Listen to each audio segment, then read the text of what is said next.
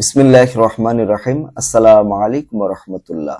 প্রিয় শিক্ষার্থীরা, আজকের ক্লাস আমরা নবম, দশম এবং এসএসসি পরীক্ষার্থীদের জন্য রসায়ন বিজ্ঞানের একাদশ অধ্যায় খনিজ সম্পদ জীবাশ্ম এর আরো একটা ক্লাস নিয়ে আলোচনা করব এবং আজকের ক্লাস আমরা অ্যালকাইন নিয়ে আলোচনা করব। গত ক্লাসে আমরা অ্যালকিন নিয়ে আলোচনা করেছিলাম।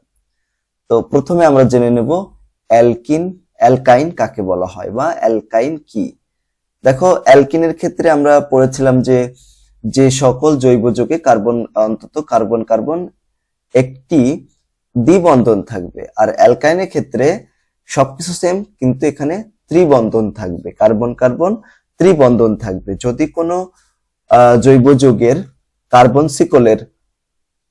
শিকলে অত্যন্ত একটা কার্বন কার্বন ত্রিবন্ধন থাকে, তখন তাকে আমরা অ্যালকাইন বলবো। অ্যালকাইনের সাধারণ সংকেত হচ্ছে এটা CnH2n-2, CnH2n-2। যেমন এখানে কার্বন সংখ্যা যদি 2টা হয়, তাহলে হাইড্রোজেন সংখ্যা কত হবে? হাইড্রোজেন সংখ্যা হবে, কার্বন সংখ্যাকে দ্বিগুণ করতে হবে। দ্বিগুণ করলে কত হয়? 4 হয়। সেখান থেকে আবার 2 বিয়োগ করে দিতে হবে, লাস্টে 2 আছে, তার মানে সংকেতটা হবে C2 আর H। 4 থেকে 2 চলে গেলে 2 থাকে, এই যে C2H2। কার্বন সংখ্যা 1 হতে পারবে না, কারণ কি? কার্বন সংখ্যা 1 হলে কার্বন কার্বন ত্রিবন্ধন কিভাবে হবে? তাই কার্বন সংখ্যা 1 হতে পারবে না। তার মানে সর্বনিম্ন কার্বন সংখ্যা হবে অ্যালকাইনের ক্ষেত্রে 2টা।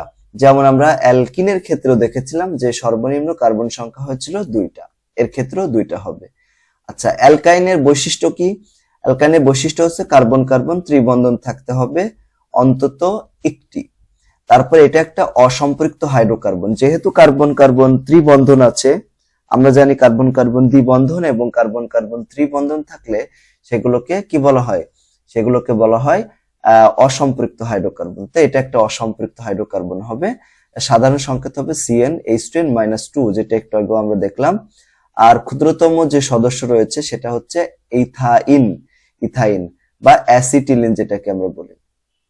এখন নাম অ্যালকেনের নামের শেষে আমরা যদি ANE বাদ দিয়ে দিই এবং বাদ দিয়ে YNE যোগ করি, আর কি আইন যোগ করি, তো আইন যোগ করলে এর নামকরণ পাওয়া যাবে।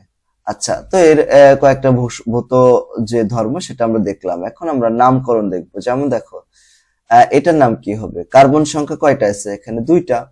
কার্বন সংখ্যা 2টা থাকলে নাম কি হয়? ইথ হচ্ছে মূল নাম, তার সাথে আইন যোগ করতে হবে। তো ইথাইন 1 নম্বর কার্বন, যে কয় নম্বরে কার্বনে ট্রিপল বন্ড আছে না, ওইটা উল্লেখ করতে হবে। 1 নম্বরে আছে এখানেও দেখো 1 নম্বরে আছে, তাই না? আমরা এই যে এখানেও 1 নম্বরে আছে, এই যে 1 নম্বর, যে এই যে এখানে 1 নম্বর কার্বন আছে, তো এটাকে আমরা প্রোপাইন 1 দিতে পারি। তারপর এটা তো সেম একই। এরপরে পরেরটাই যে এটাও কি, এখানে আছে চারটা আছে, কার্বন সংখ্যা 4 আছে, 1 2 3 4।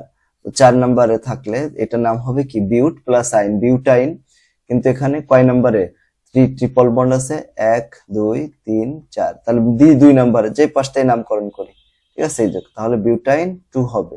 এটাও বিউটাইন, কিন্তু এখানে কার্বন সংখ্যা 1 2 3 4টা আছে, তো 1 নম্বরেই হচ্ছে ট্রিপল বন্ড আছে, তাই বিউটাইন 1 হবে। এটাও কত হবে? পেন্টাইন 2 হবে, কারণ 2 নম্বর কার্বনে ট্রিপল বন্ড আছে, এখানে 1 নম্বর কার্বনে ট্রিপল বন্ড, তাই এটা পেন্টাইন 1 হবে। এটা হেক্সাইন 2 হবে, এই যে 2 নম্বর কার্বনে আছে, তাই এখানে আবার 1 নম্বরে আছে, তাই হেক্সাইন 1 হবে। এটার নাম কি হবে?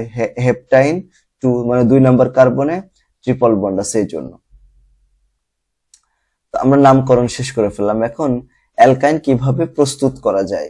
অ্যালকাইন বিভিন্ন ভাবে প্রস্তুত করা যায়। যেমন ক্যালসিয়াম কার্বাইড থেকে অ্যালকাইন প্রস্তুত করব। ক্যালসিয়াম কার্বাইড, এটা হচ্ছে calcium carbide, CaC2 calcium carbide. এটার সাথে আমরা পানি যোগ করব। পানি যোগ করলেই ইথাইন তৈরি হবে, আর সাথে ক্যালসিয়াম হাইড্রোক্সাইড তৈরি হবে। এইভাবে আমরা অ্যালকাইন তৈরি করতে পারি। তোমাদের বইয়ে এই অ্যালকাইন তৈরি করার একটা প্রসেস রয়েছে, কিন্তু আমরা যখন সৃজনশীল প্রশ্ন দেখবো, সৃজনশীল অংশে আমরা অন্য ভাবেও অ্যালকাইন প্রস্তুত করতে পারি, সেটাও দেখবো। যেমন আমরা কিভাবে অন্য যৌগ থেকে অ্যালকাইন তৈরি করতে হয় সেটা আমরা শিখবো। এখন আমরা শিখবো হচ্ছে অ্যালকাইনের রাসায়নিক ধর্ম।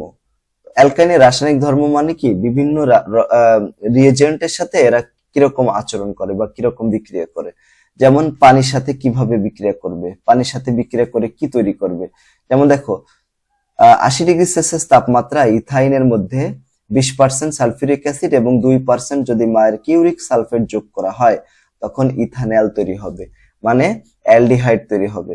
যেমন দেখো এখানে এই যে এটা যৌগ CH ট্রিপল বন্ড CH, তার মানে কি এটা ইথাইন। ইথাইনের সাথে আমরা পানি যোগ করব, তবে এখানে উপস্থিত থাকবে কে, 20% সালফিউরিক অ্যাসিড, 2% মার্কিউরিক সালফেট এবং 80°C তাপমাত্রা। তখন এই যে দুইটা হাইড্রোজেন এই কার্বনের সাথে যুক্ত হলো, দেখো CH3 হয়ে গেল, আর এখানে CH আছে আর অক্সিজেনটা এখানে যুক্ত হয়ে গেল, তাহলে CHO হয়ে যাবে। এই যে CHO এটা হচ্ছে অ্যালডিহাইড মূলক, যদি এটা থাকে তাহলে সেটাকে আমরা অ্যালডিহাইড বলবো। আচ্ছা, তো এখানে যেহেতু আছে এটা, তাহলে এটা অ্যালডিহাইড এবং কয়টা কার্বন আছে, দুইটা কার্বন, তাই এটার নাম হবে ইথানল। নাম কি হবে, ইথানল। এরপর ব্রোমিনের সাথে বিক্রিয়া। আচ্ছা, ব্রোমিনের সাথে বিক্রিয়া এটা কিন্তু পরীক্ষায় আসতে পারে, ইম্পর্টেন্ট, পরীক্ষার জন্য খুবই গুরুত্বপূর্ণ। পরীক্ষায় আসে যে এটা অসম্পৃক্ত হাইড্রোকার্বন প্রমাণ করো, তো অসম্পৃক্ততা প্রমাণ করার জন্য ব্রোমিনের সাথে বিক্রিয়া দেখাইতে হয়। আচ্ছা, এখানে দেখো ইথাইন, এখানে ব্রোমিন, এই ব্রোমিন যে দ্রবণ, এটা কিন্তু একটা দ্রবণ, এই দ্রবণের বর্ণ থাকে লাল বর্ণ। যখন এর সাথে বিক্রিয়া করবে তখন এই পাশে দুইটা ব্রোমিন এবং এই কার্বনের সাথে দুইটা ব্রোমিন যুক্ত হয়ে যাবে, তো এখানে টেট্রাব্রোমো ইথেন তৈরি হবে। এটা আবার বর্ণহীন, এখানে কোনো বর্ণ থাকবে না, লাল বর্ণ, তো এটা কোনো লাল বর্ণ টর্ণ কিছু থাকবে না। তো এর মাধ্যমে প্রমাণ করা যায় যে এই ব্রোমিনের সাথে আসলে ইথাইন বিক্রিয়া করে। তারপর দেখো বেয়ার পরীক্ষা। এই যে ইথাইনকে যদি আমরা বিক্রিয়া করি পটাশিয়াম পারম্যাঙ্গানেটের সাথে, দেখো পটাশিয়াম পারম্যাঙ্গানেটের সাথে যদি বিক্রিয়া করি, ইথাইনকে কি করব, শক্তিশালী জারক পদার্থ যেমন ক্ষারীয় পটাশিয়াম পারম্যাঙ্গানেট KMnO4 ব্যবহার করে জারিত করলে অক্সালিক অ্যাসিড, এই যে অক্সালিক অ্যাসিড পাওয়া যাবে। এই যে অ্যাসিডটা, এই অ্যাসিডটার নাম হচ্ছে অক্সালিক অ্যাসিড, অক্সালিক অ্যাসিড পাওয়া যাবে। তো এই যে এটাও কিন্তু একটা অসম্পৃক্ততার পরীক্ষা, ঠিক আছে। সকল অসম্পৃক্ত হাইড্রোকার্বন এই বিক্রিয়া প্রদর্শন করবে, মানে যত অ্যালকাইন আছে তারা এই বিক্রিয়াটা প্রদর্শন করবে, মানে বিক্রিয়াটা দিবে। তাহলে এই তখন অন্য কোন অ্যাসিড তৈরি হবে, এটার ক্ষেত্রে তো 2 কার্বন বিশিষ্ট অক্সালিক অ্যাসিড তৈরি হয়েছে, অন্যটার ক্ষেত্রে অন্য অ্যাসিড তৈরি হবে, ঠিক আছে। এইখানে ব্রোমিনের সাথেও বিক্রিয়া করে আমরা প্রমাণ করতে পারি অসম্পৃক্ততা, আবার বিয়ার পরীক্ষা বা পটাশিয়াম পারম্যাঙ্গানেটের সাথেও বিক্রিয়া করে অসম্পৃক্ততা প্রমাণ করতে পারি। এখানে এই পেজে আমরা অ্যালকাইনের যে ধর্ম রয়েছে, ধর্ম তো দেখলাম, রাসায়নিক ধর্ম আমরা ছকের মাধ্যমে দেখব। অ্যালকাইনের যে ভৌত ধর্ম, মানে এরা দেখতে কেমন হবে, যদি কার্বন সংখ্যা 2 থেকে 4 পর্যন্ত হয় তখন তারা হবে গ্যাসীয়, ঠিক আছে। 5 থেকে যদি 11 পর্যন্ত হয় তখন তারা হবে তরল, আর 12 অথবা 12-র চেয়ে বেশি, ঠিক আছে, এখানে 17 দেওয়া, এর চেয়ে বেশি হলে এটা হবে কঠিন হবে, তখন এরা হবে কঠিন। আচ্ছা, এখন রাসায়নিক বিক্রিয়া হচ্ছে এই যে অ্যালকাইন, সব অ্যালকাইন সেটা গ্যাসীয় হোক, তরল হোক, কঠিন হোক, এরা দহন বিক্রিয়ায় অংশগ্রহণ করে, মানে অক্সিজেনের সাথে বিক্রিয়া করে, সংযোজন বিক্রিয়া করে। সংযোজন বিক্রিয়া মানে কি, 2 বা ততোধিক মৌলিক বা যৌগিক পদার্থ বিক্রিয়া করে একটা যৌগিক পদার্থ তৈরি করবে, এটাকে সংযোজন বিক্রিয়া বলা হয়। এই যে জারণ বিক্রিয়া করে, যেমন এখানে বিয়ার পরীক্ষার মাধ্যমে জারণ হলো। পলিমারকরণ বিক্রিয়ায় অংশগ্রহণ করে, ঠিক আছে। এটা আমরা লাস্টের ক্লাসে দেখবো, এখানে পলিমারকরণ বিস্তারিত ভাবে। এখন অ্যালকাইনের ব্যবহার। অ্যালকাইন বিভিন্ন ভাবে ব্যবহার করা হয়, যদি পরীক্ষা আসে অ্যালকাইনের ব্যবহার লেখো, খ নম্বর পরীক্ষায় খ নম্বর প্রশ্ন যদি আসে তখন আমরা লিখে দেবো যে ধাতু ওয়েল্ডিং এবং কাটিং এর কাজে ব্যবহার করা হয়, কৃত্রিম রাবার তৈরিতে ব্যবহার করা হয়, PVC তৈরি করার জন্য, দ্রাবক এবং রাসায়নিক পদার্থ তৈরিতে ব্যবহার করা হয়। এরকম 4-5টা পয়েন্ট তোমরা এখান থেকে সুন্দর করে লিখে দিবা।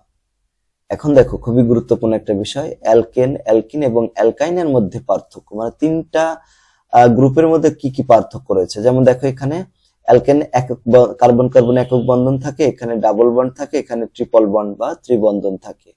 সাধারণ সংকেত CnH2n+2, এখানে CN H2N, আর একটা আছে CN H2N-2। সম্পৃক্ত যৌগ, অসম্পৃক্ত যৌগ, আর এটাও অসম্পৃক্ত যৌগ। প্রথম সদস্য হচ্ছে মিথেন, এটা হচ্ছে ইথিন, আর এটা হচ্ছে ইথাইন। ক্রিয়াশীলতা এর কম, এর একটু বেশি, আর এর সবচেয়ে বেশি। হাইড্রোজেনেশন বিক্রিয়া হয় না, আর এর ইথিন থেকে ইথেন তৈরি হবে, ইথাইন থেকে ইথিন এবং ইথেন তৈরি হবে। বিয়ার টেস্ট পরীক্ষা, এরা বিয়ার টেস্ট পরীক্ষা দেয় না, এরা দেয় এবং এরা দেয়। উদাহরণ হচ্ছে এখানে মিথেন, ইথেন, প্রোপেন, এখানে ইথিন, প্রোপিন, ইথাইন, প্রোপাইন, এরকম। ঠিক আছে, তো এরকম সদস্য। প্রথম সদস্য এরা, দেখছো একটা বিষয়, এখানে প্রথম সদস্য কিন্তু এক কার্বন বিশিষ্ট, এর এক কার্বন বিশিষ্ট হতে পারে না, কারণ এক কার্বন বিশিষ্ট হলে তো কার্বন কার্বন দ্বিবন্ধন হবে না। আর এটাও এরকম সেম ভাবে। ঠিক আছে, আচ্ছা, তো আমরা আজকে অ্যালকাইন নিয়ে আলোচনা করেছি, খুবই ছোট একটা আলোচনা। ইনশাআল্লাহ পরবর্তী ক্লাসে অ্যালকোহল নিয়ে আলোচনা করব বিস্তারিত ভাবে। আজকের ক্লাসটা তোমার কাছে কেমন লাগলো সেটা কমেন্ট করে জানিয়ে দিও, আর যদি ভালো লাগে আমাদের চ্যানেলটি সাবস্ক্রাইব করে রাখো এবং ক্লাসটি বন্ধুদের সাথে শেয়ার করে দিও। সবাইকে ধন্যবাদ। আসসালামু আলাইকুম ওয়া রাহমাতুল্লাহ।